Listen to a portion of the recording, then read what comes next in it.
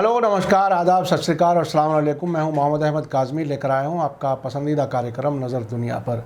Middle east में Israel और America के लिए ईरान के ज़रिए बनाए गए एडवांस ड्रोन और मिसाइल बड़ा चैलेंज बने हुए हैं। हाल ही में ईरान ने खाड़ी में अमेरिका के जंगी बेड़े के ऊपर उड़ान भरकर उसकी वीडियो और फोटो रिकॉर्ड की थी और ये सब अपने टेलीविज़न पर दिखा दिया था।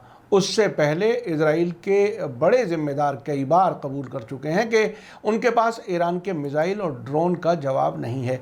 हाल ही में सेंटकॉम के सरबराह जनरल मैकेंजी ने कहा था कि ईरान की मिसाइल और ड्रोन टेक्नोलॉजी के सामने अमेरिका ने हवाई ताकत में अपनी सुपीरियर पोजीशन खो दी है। अब खबर यह है कि इजराइल और अमेरिका ने मिलकर ईरान के ड्रोन और मिसाइल के चैलेंज का सामना करने के लिए जॉइंट वर्किंग ग्रुप बनाया है। ये खबर बहुत बड़ी है क्योंकि अब तक जो मुल्क खुद को सबसे एडवांस हथियारों का मालिक होने का दावा करते थे, वो अब हार थक मारकर ईरान के चैलेंज का मिलकर सामना करने की बात कर रहे हैं। आखिर तक ज़रूर देखें। खबर में आगे बढ़ने से पहले आपसे गुजारिश है कि अगर आपने अभी तक media star world YouTube channel subscribe नहीं किया है तो सब्सक्राइब कर लें और घंटी दबाना ना भूलें ताकि आपको हमारी हर एक वीडियो की खबर सही वक्त पर मिल सके। और अगर आपको हमारी खबर सच्ची और अच्छी लगे तो अपने व्हाट्सएप ग्रुप, फेसबुक, इंस्टाग्राम और ट्विटर अकाउंट पर ज़रूर शेयर करें ताकि मीडिया स्टार वर्ल्ड की खबरें दुनिया भर तक पहुंच सकें। आज की बड़ी खबर यह है कि ईरान की तरफ से ड्रोन और मिसाइल के बढ़ते हुए ख़तरों का सामना करने के लिए अमेरिका और इजराइल ने ट्यूसडे को एक जॉइंट वर्किंग ग्रुप बनाने का फैसला लिया है। उनका कहना है कि ये एडवांस ड्रोन और मिसाइल ईरान बनाता है और इलाके में अपने दोस्तों को मुहैया कराता है।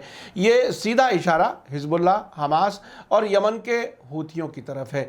ये रिपोर्ट सऊदी अरब के सरकारी अखबार अल अरेबिया के वाशिंगटन में रिपोर्टर जोसेफ हब्बाश ने लिखी है। इसी सिलसिले में इजराइल के जेरूसलम पोस्ट ने भी खबर छापी है। अल अरेबिया की रिपोर्ट के मुताबिक दोनों मुल्कों के नए वर्किंग ग्रुप के बारे में अमेरिका के नेशनल सिक्योरिटी सलाहकार जैक सुलिवन और उनके Israeli counterpart Meir Ben Shabbat के बीच वाशिंगटन में एक मीटिंग के दौरान ट्यूसडे को रजामंदी हुई। सुलिवन ने मेयर बेन शब्बात को इसी महीने एक मुलाकात के दौरान अमेरिका बुलाया था। इजराइल ने इससे पहले शिकायत की थी कि अमेरिका और ईरान के बीच न्यूक्लियर एग्रीमेंट के बारे में होने वाली इनडायरेक्ट बातचीत में अमेरिकी पारदर्शिता यानी ट्रांसपेरेंसी में कमी है।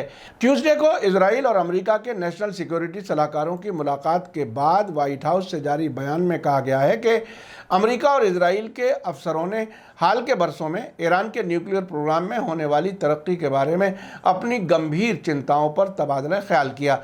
अमेरिका ने वियना में ईरान के साथ होने वाली बातचीत के बारे में इजराइल को बताया और साथ ही न्यूक्लियर मामले पर इजराइल के साथ नज़दीकी तालमेल को अमेरिका के लिए फ़ायदे की बात बताया।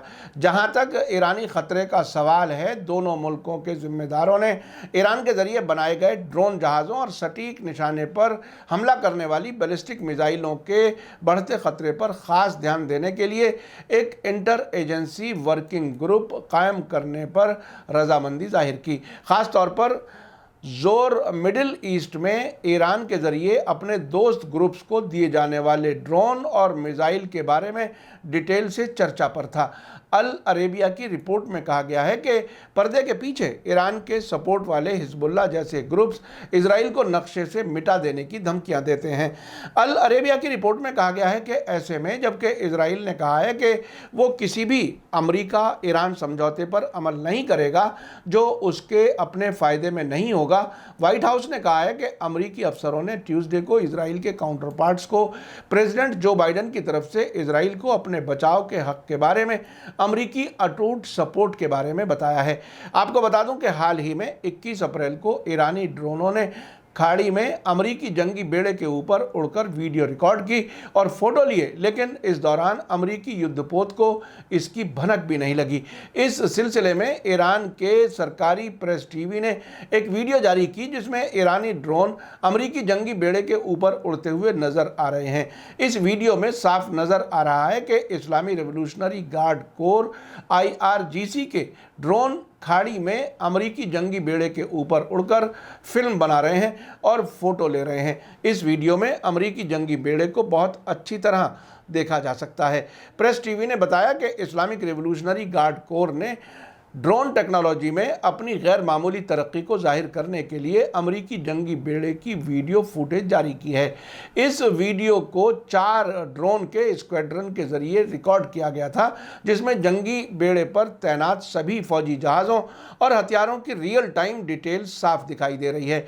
इस वीडियो में अमेरिकी जंगी बेड़े की उस वक्त की एग्जैक्ट लोकेशन और टाइम भी दिखाया गया है, ताकि अमेरिका इससे इनकार भी ना कर सके।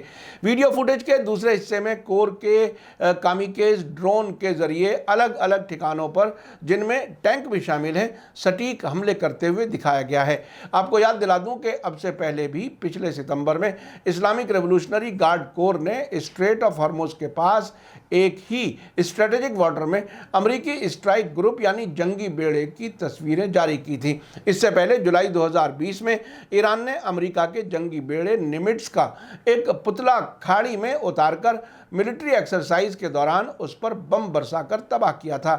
हाल ही में 20 अप्रैल को वेस्ट एशिया में अमेरिकी फौजियों की सेंट्रल कमांड, जिसे सेंटकॉम भी कहा जाता है, के हेड जनरल फ्रैंक मैकेंजी ने कबूल किया था कि ईरानी ड्रोनों ने हमारी हवाई सुप्रीमेसी को हमसे छीन लिया है। उन्होंने कांग्रेस के सामने दिए बयान में कहा था कि ईरान के जरिए छोटे और मीडियम साइज के ड्रोनों के इस्तेमाल का मतलब ये है कि कोरिया जंग के शुरू से, यानी 1950 की दहाई के शुरू से हवाई मामले में हमारी पूरी मोनोपोली थी, पर अब ऐसा नहीं रहा है। उन्होंने बताया था कि मिडिल ईस्ट में ईरान अमेरिका और उसके दोस्त मुल्कों के लिए रोज़मर्रा का ख़तरा बन गया है, क्योंकि इस इलाके में अमेरिकी फ़ौजी मोनोपोली कमज़ोर पड़ती जा रही है।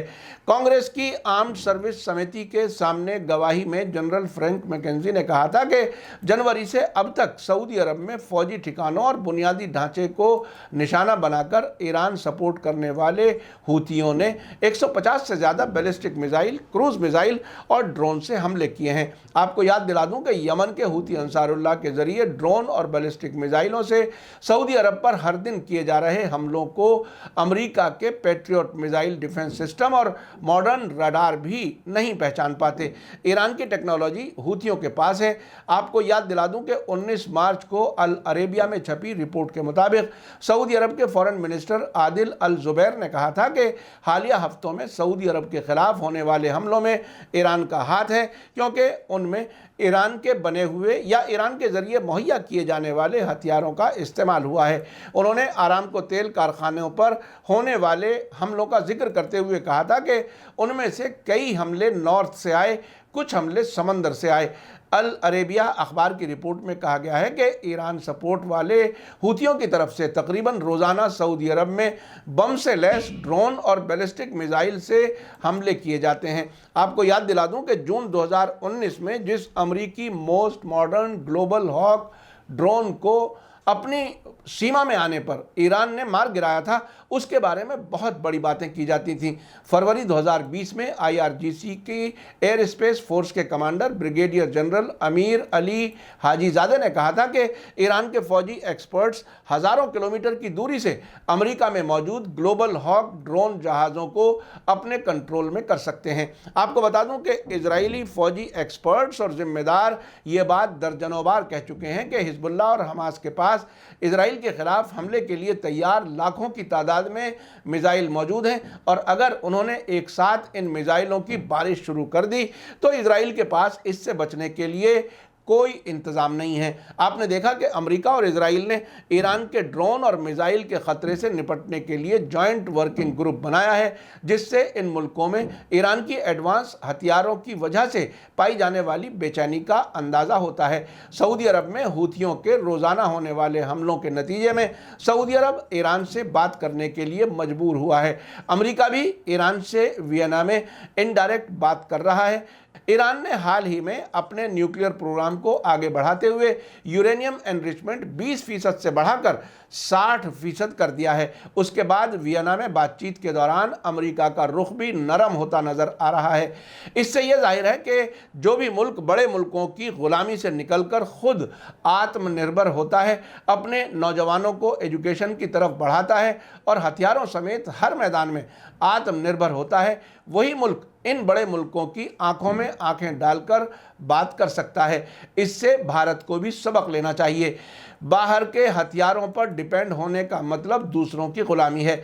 हमारे यहाँ उन्हीं मुल्कों के इशारे पर ऐसी कमज़ोर एजुकेशन पॉलिसी बनाई गई है कि हमारे बच्चे अच्छे और बड़े वैज्ञानिक ना बन पाएँ। साथ ही हथियारों के मामले में हम दिन ब दिन दूसरे मुल्कों पर डिपेंड होते जा रहे हैं, जबकि हमारे पास नेचुरल रिसोर्सेज और ह्यूमन रिसोर्सेज बहुत ज़्यादा हैं।